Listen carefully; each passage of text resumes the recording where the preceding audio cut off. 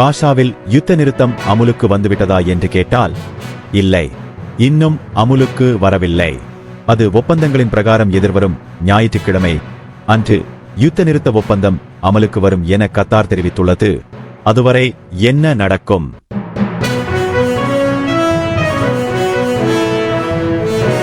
அப்பாவி காசா மக்களோ ஞாயிற்றுக்கிழமை ஏற்படும் யுத்த நிறுத்தத்தை எதிர்பார்த்து வீதியோரங்களில் தங்களது மகிழ்ச்சியை இவ்வாறு வெளிப்படுத்துகின்றனர். இருப்பினும் வரும் ஞாயிற்றுக்கிழமைக்கு முன்னதாக அதிகப்படியான அப்பாவி பொதுமக்களை கொலை செய்து வருகின்றது இந்த இஸ்ரேலிய கொடுங்கோல் இராணுவம். யுத்த நிறுத்த செய்தி வெளிவந்த வேளையில் தங்களது மகிழ்ச்சியை வீதிகளில் கொண்டாடிய பல மக்கள் இந்த கொடுங்கோல் இராணுவத்தின் விமான தாக்குதலில் நேற்று உயிரிழந்துள்ள செய்திகள் அரபு ஊடகங்களில் காண கிடைத்தது. சுமார் 80 பேருக்கு மேற்பட்ட காசா மக்கள் நேற்று மாத்திரம் உயிரிழந்தும் அதேவேளை 180ற்கு அதிகமானோர் படுகாயமும் அடைந்துள்ளனர். இது இவ்வாறு இருக்க வரும் ஞாயிற்றுக்கிழமைக்கு பிறகு காசா மக்களுக்கு உணவுகளை கொண்டு செல்வதற்காக எகிப்தின் ரபா எல்லையில் சுமார் 20,000க்கு மேற்பட்ட லாரிகள் காத்திருக்கின்றது. எப்போது இந்த ஞாயிற்றுக்கிழமை வரும் என அங்குள்ள மக்கள் ஏங்கி நிற்பதை காணக்கூடியதாக உள்ளது. ஐக்கிய நாடுகள் சபையோ காசாவுக்கான முழு நிவாரண உதவிகளையும் வழங்க தயாராக இருப்பதாக மிக மகிழ்ச்சியுடன் அறிவித்து வருகிறது. யுத்த காலத்தில் சுமார் 300க்கும் மேற்பட்ட ஐநா பணியாளர்கள் உயிரிழந்துள்ளமை குறிப்பிடத்தக்கது.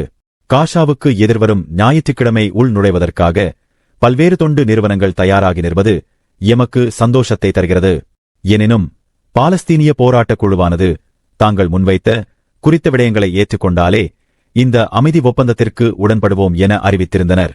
இவ்வகையில் தாங்கள் அதற்கு உடன்படுவதாகவே இஸ்ரேல் கத்தார் பேச்சுவார்த்தையில் அறிவித்திருந்தமை குறிப்பிடத்தக்கது. அதேவேளை இஸ்ரேலிய தற்போதைய அரசாங்கமோ சிறிய கட்சிகள் சிலவற்றை இணைத்துக் கொண்ட ஒரு கூட்டு அரசாங்கமாகும். இந்த வகையில் இங்கு நிதி அமைச்சரும் பாதுகாப்பு அமைச்சரும் வெவ்வேறு கட்சிகளை உடையவர்கள். இந்த வகையில் பாலஸ்தீனிய போராளிகளோடு இஸ்ரேலிய பிரதமர் யுத்தத்தை நிறுத்தி சமாதான உடன்படிக்கைக்கு சென்றால் தாங்கள் அரசாங்கத்திலிருந்து ஆட்சியில் இருந்து விலகிக் கொள்வதாக பாதுகாப்பு அமைச்சரும் நிதி அமைச்சரும் தெரிவித்திருந்தமை இஸ்ரேலிய பிரதமருக்கு பெரும் தலையீடியாக உள்ளது. நாங்கள் வெற்றி பெறும் வரை போருக்கு மறுபடியும் திரும்பவில்லை என்றால் நான் ஒரு நாள் கூட அரசாங்கத்தில் இருக்க மாட்டேன். இஸ்ரேலியர்களை கடத்தியவர்கள் செத்துப்போக வேண்டும். மேலும் காசாவில் உள்ள இஸ்ரேலிய சிறைப்பிடிக்கப்பட்டவர்கள் விடுதலையான பின்பு நாங்கள் மீண்டும் போரை தொடங்க வேண்டும் என சர்ச்சைக்குரிய கருத்துக்களை பொறுப்பில்லாமல் இஸ்ரேலிய நிதியமைச்சர் பெசலெல் ஸ்மோட்ரிச் சமூக ஊடகங்களில் வீடியோ அறிக்கையை வெளியிட்டார். இந்த வகையில் இவர்கள் அரசாங்கத்தை விட்டு வெளியேறிவிட்டால் உடனடியாக ஆட்சி கவிழ்க்கப்படும்.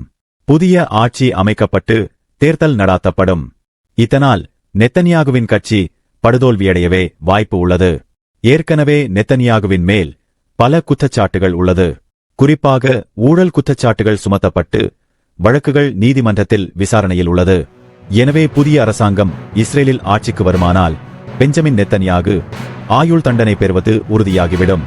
அதேவேளை இதனை உதறி தள்ளிவிட்டு அதாவது ஒப்பந்தத்தை முறித்துக்கொண்டு யுத்தத்திற்கு செல்லவும் முடியாமல் உள்ளது. காரணம், டொனால்ட் ட்ரம்பிற்கு கலிபோர்னிய காட்டு தீ நல்ல பாடம் எடுத்துள்ளது. ஆகவே காசா யுத்தத்தை நிறுத்தியாக வேண்டுமென்ற அமெரிக்காவின் கோரிக்கையை புறக்கணிக்கவும் முடியாமல் தற்போது இஸ்ரேலிய பிரதமர் பெஞ்சமின் நெத்தனியாகு தலைகுழம்பி திணறி இருப்பதாக செய்திகள் தெரிவிக்கின்றது.